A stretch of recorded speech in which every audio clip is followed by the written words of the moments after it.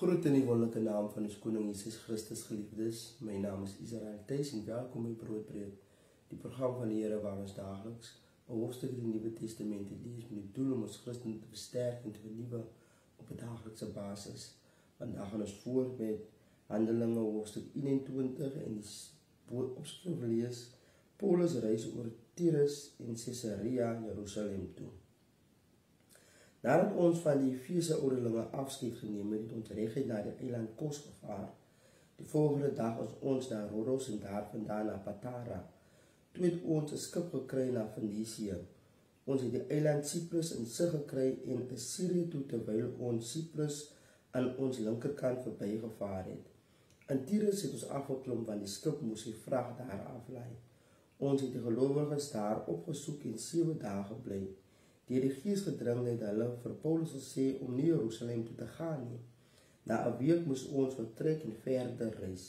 Die hele gemeente, vroue en kinders ingesluit, is saam met ons strand toe, buitekant die stad. Daar het ons gekniel en gebid en mekaar gegroet. Ons het toe aan boord gegaan en hulle is terug huis toe. Ons het van Tyrus af seereis voortgesit na Ptolemai. Daar het ons die gelowiges gegroet en 'n dag by hulle gebly.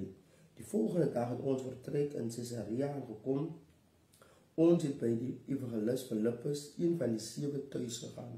Hy het 4 ongetrouwde dogters gehad, met die gawe om te profeteer.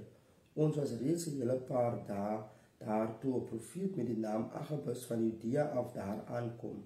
Toe hy ons kom opsoek, het hy Paulus se beeld gevat en sy eie voete en hande daarmee vasgebind.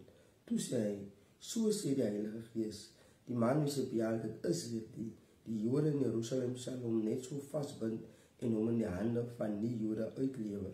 Toe ons het hoor, het ons en die plaaslike gelowiges Paulus gesmeek om nie Jerusalem toe te gaan nie.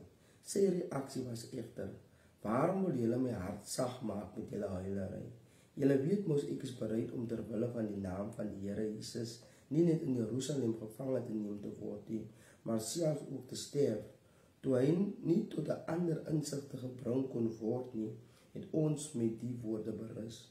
Laat dan die wil van die Here geskied. Hierna het ons opgepak in Jerusalem toe vertrek. Party van die gelowiges het van Caesarea af saam met ons gegaan. Hulle het ons na Nason toegevat, wat oorspronklik van Cyprus afkomstig was en wat reeds van vroeg af 'n gelowige was. By hom sou ons tuis gaan. Die gelowiges in Jerusalem het ons hartlik ontvang.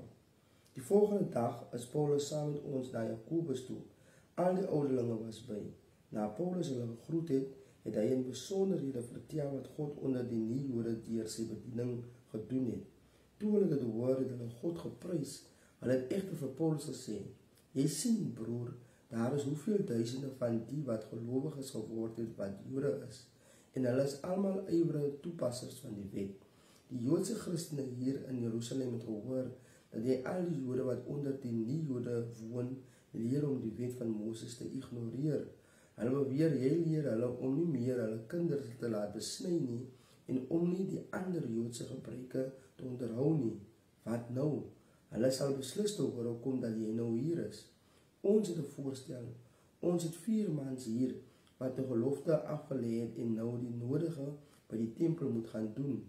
Vat hulle tempel toe en gaan saam met hulle deur die reinigingshandeling en betaal vir hulle haarsny. Dan sal almal weet dat die stories wat oor jou versprei word nie waar is nie, maar dat jy self die Joodse wet nakom en onderhou. Wat betref die gelowiges wat vroeër nie Jode was nie, ons het laat weet dat ons besluit het dat hulle moet hulle onthou van afgodsoffers bloed, van iets wat verwig is en van seksuele sondes. Paulus het die voorstel opgevolg en die volgende dag saam met die mans die reinigingshandeling verrig.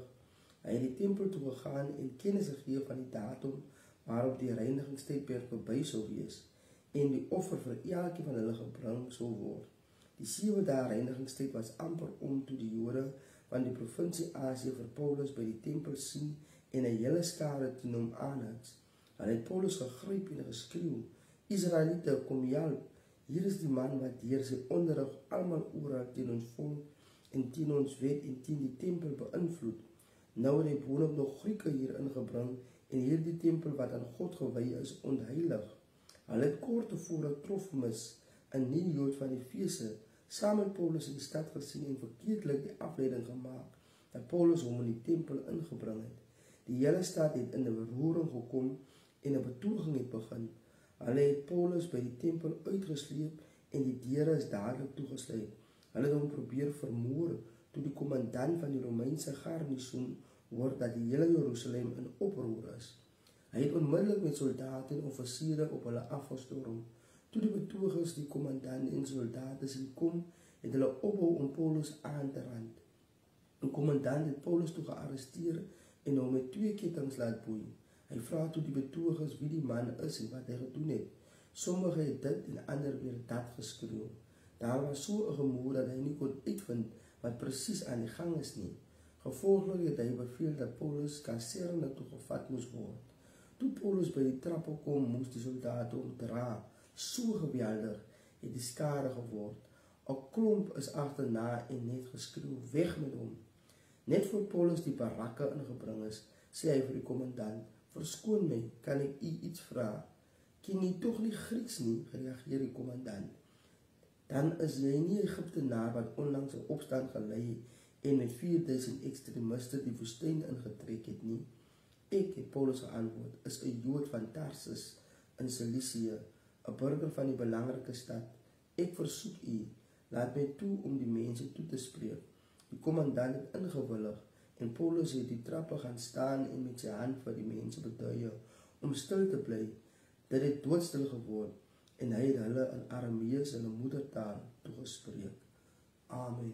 En daar het ons geskrewe woord van God, geliefdes, onthou, die Here is lief.